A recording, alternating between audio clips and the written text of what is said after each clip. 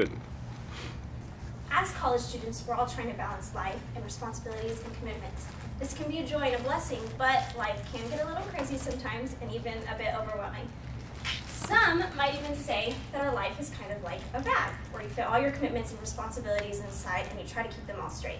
So, for example, we're all school students, obviously we're here in PubCom, and we need to keep track of our grades and pass those tests so that we can get a degree. That goes in the bag of life. We also have hobbies. For me, it's dance, but you spend time learning techniques and working on things and investing in the talents that God's given you, so that also goes in the bag, right? Many of us also have strong faith, so we want to spend enough time pursuing the Lord and reminding ourselves of the purposes that He has for us. That also goes in the bag of life. We also have personal care. We have physical needs, personal needs that we need to take care of pretty much on a daily basis. That goes in the bag of life as well. And then finally, we have recreational things. So for some of you, that might be watching a movie in your spare time, escaping. And for others of you, that might be reading just a fun book.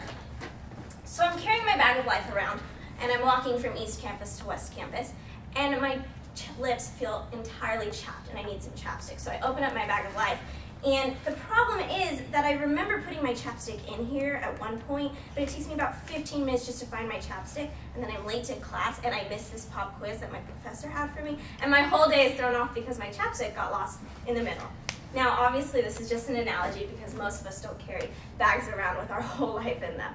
But I just wanted to show you guys how, with all responsibilities and commitments, things do get lost in the middle sometimes, and it's so easy to lose track. But as college students, we have certain steps we can take to organize our backpack and organize our living area in order to make things less stressful in the long run. I've always taken the time to organize things, and it just makes me ready for any curveballs that life has for me. So, first of all, in a backpack, you want to make sure that you have a 3-ring binder to keep all school-related papers. But inside, you'll have a folder for each class. So this is my PubCom folder. And in the front, I have my notes for PubCom. And then in the folder, I actually have my syllabus and any classwork that I've received back and any paperwork I've gotten in class. That way, I can keep track of my grades if I want to, or remember an assignment that's due because everything's there and I know exactly where it is. Secondly, it's important to have spiral notebooks to take notes in. This is especially helpful when you have a test coming up and you need to look back at your notes from the entire semester. Sometimes if you misplace one note from that PowerPoint that you watched like 3 weeks ago and you can't exactly remember where it is. But if it's in here, it's going to be in chronological order, super easy for you to find, less stress for your test. And then finally, you need to make sure you have writing utensils, but it's so important to have it in a pencil pack. That way you know exactly where your pens and pencils are, and you can be ready if your professor does give you a pop quiz. You don't have to go digging through your bag. So most of us know how to organize our backpack, more or less, right?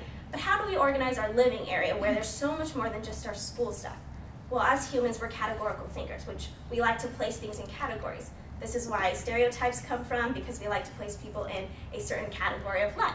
So, in your room, your living area, your dorm, wherever you live, you want to have 3 designated areas. An area to study and do homework, an area for recreational activities, and an area for personal care. So in your studying and doing homework area, that's your productivity. That's when you get things done. So your body knows whenever you're there, you're not distracted, you're focused, you're ready to get things done. This might be your desk.